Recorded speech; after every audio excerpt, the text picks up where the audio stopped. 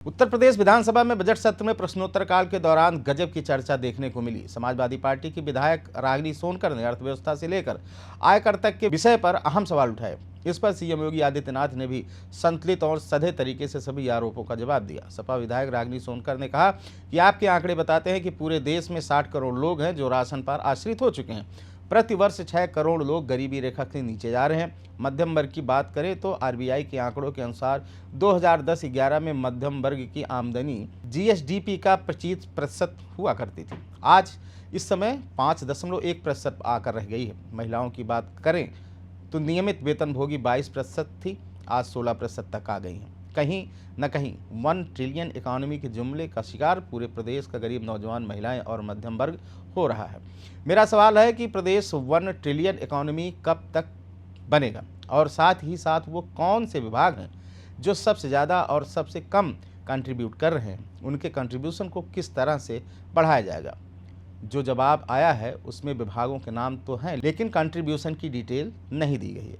हम पिछले वर्ष से ही तुलना कर लें तो जिस गति से हम चल रहे हैं, आज से आने वाले 20 से 25 वर्ष में भी हम $1 ट्रिलियन इकोनॉमी नहीं बन सकते।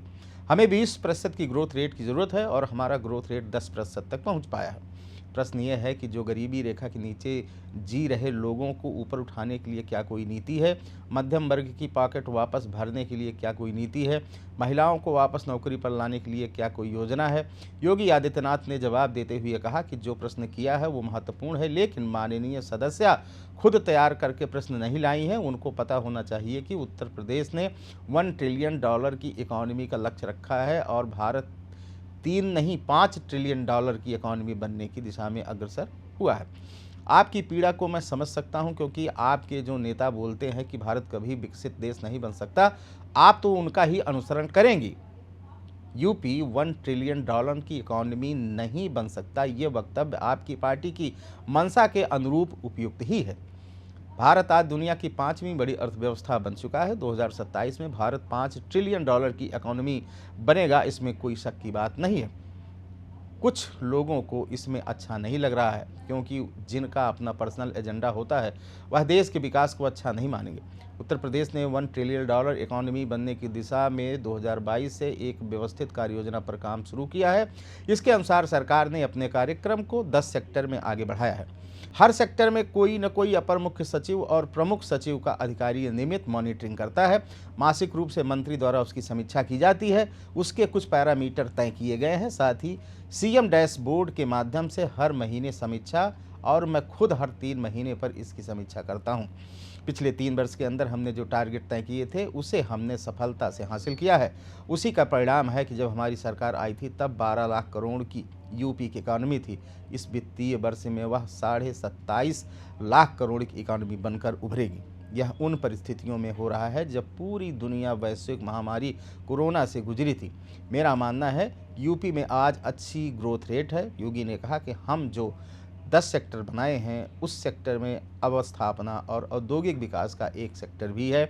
इसके अलावा एमएसएमई, हथकरघा, वस्त्रोद्योग है, आईटी, एवं इलेक्ट्रॉनिक्स, सिविल एवियंस, पीडब्ल्यूडी और एनआरआई से संबंधित विभाग इसमें रखे गए हैं। इनकी समीक्षा एपीसी के स्तर से होती है। दूसरा सेक्टर है जो कृषि और उससे संबंधित विभाग जैसे उद्यान, खाद्य प्रसंस्करण, रेशम विभाग, पशुपालन, डेयरी, फिशरीज, सिंचाई और जल संसाधन को भी इससे जोड़ा गया।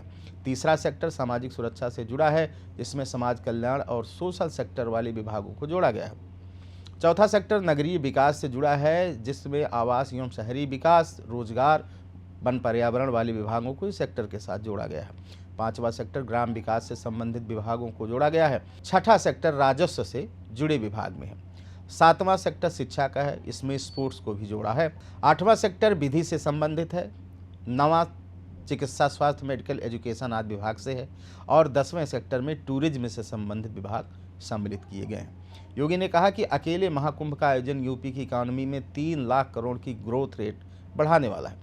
महिलाओं के स्वावलंबन की दिशा में यूपी पुलिस में 20% की अनिवार्य भर्ती महिलाओं की हुई है। जिस उत्तर प्रदेश को बीमारू राज्य में खड़ा कर दिया गया था, 2029 में उत्तर प्रदेश $1 ट्रिलियन की इकोनॉमी भी बनेगा। रागिनी सोनकर ने सवाल पूछते हुए कहा कि $1 ट्रिलियन की इकोनॉमी का दावा कर रहे हैं। आपने सिर्फ विभागों के नाम दिए हैं, लेकिन उन्होंने किया क्या है ये नहीं बताया। मैं सिर्फ 3 विभागों कृषि, रोजगार, सेवा और इंडस्ट्री विभाग का जिक्र कर रही हूं, जहां सबसे ज़्यादा काम करने की ज़रूरत है। आपने ये नहीं बताया कि इन विभागों में कितने काम करने की ज़रूरत है कि हम $1 ट्रिलियन इकोनॉमी हासिल कर लेंगे। मध्यम वर्ग को सरकार कैसे बचाएगी? योगी ने कहा कि सदन की तरफ से टैबलेट भी आप सभी को उपलब्ध कराए गए हैं। हम लोगों ने जितने भी सेक्टर की ग्रोथ रेट है, इसे सीएम डैशबोर्ड के माध्यम से हमने पेश किया है। इसे आप जाकर देख भी सकते हैं, लेकिन उसके लिए समय निकालना पड़ेगा। दूसरा है उत्तर प्रदेश में औद्योगिक निवेश। यूपी में हमने फरवरी 2023 में ग्लोबल इन्वेस्टर्स समिट किया था, जिसमें 40 लाख करोड़ के निवेश के प्रस्ताव मिले थे। इनमें 15 लाख करोड़ के निवेश के प्रस्ताव को ग्राउंड ब्रेकिंग किया जा चुका है, जिनमें से कई में प्रोडक्शन भी शुरू हो चुका है। ये 15 लाख करोड़ का प्रस्ताव यूपी के सीधे 60 लाख नौजवानों को रोजगार की गारंटी है। यह पहली सरकार है जिसने 7.5 लाख से अधिक नौजवानों को सरकारी नौकरी भी दी है। एमएसएमई सेक्टर में सबसे ज़्यादा रोजगार प्राप्त होता है। यह सेक्टर पिछली सरकारों की उपेक्षा के कारण दम तोड़ चुका था। हमने ओडीपी के माध्यम से इसे सुधारा। कोरोना काल में 40 लाख कामगार वापस आया। हमने स्लिप मैपिंग कर उनके घर के पास काम करने का अवसर दिया था। अकेले एमएसएमई सेक्टर में यूपी में 2 करोड़ लोगों को रोजगार मिला है। योगी ने कहा कि जहां तक मध्यम वर्ग की आय की बात है, तो आज उत्तर प्रदेश का पैसा यूपी में ही लग रहा है। ये रिजर्व बैंक की ही रिपोर्ट है कि पिछले 5 वर्षों में यूपी ने सबसे ज़्यादा लेन देन किया है। जिनके पास बैंक अकाउंट नहीं होता था, उनके अकाउंट में करोड़ों रुपए हैं। किसानों को एमएसपी के माध्यम से भुगतान हो रहा है। उत्तर प्रदेश फिर से सार्वजनिक गन्ना उत्पादन, चीनी उत्पादन, सर्वाधिक एथनॉल उत्पादन करने वाले रूप में शामिल हो चुका है। खबर यहीं तक। बने रहना नादिटिव यूपी के साथ। शुक्रिया। अगर आप इस वीडियो को YouTube पर देख रहे हैं तो चैनल को सब्सक्राइब करें और बेल आइकन दबाना ना भूलें। अगर Facebook पर देख रहे हैं तो चैनल को लाइक करें।